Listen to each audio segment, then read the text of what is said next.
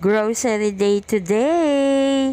Kaya mga kumari kong marites, tara, samahan nyo kaming mamili. For today's video nga, bibili lang tayo ng mga kauntian sa ating munting tindahan. At tignan nyo naman mga marites, ang kasama kong napakakulit na si Ate Caitlyn. O, diba? Sabi ko mag-film kami para maganda. Pero tignan nyo naman ang ginagawa. Napakakulit ng batang yan.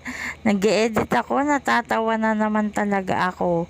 Paano? Hindi pa kami tapos mag-grocery. Gusto na agad ng buko.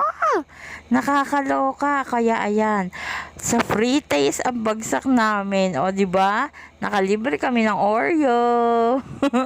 At tapos na nga mag-grocery ang mga person. Kaya merye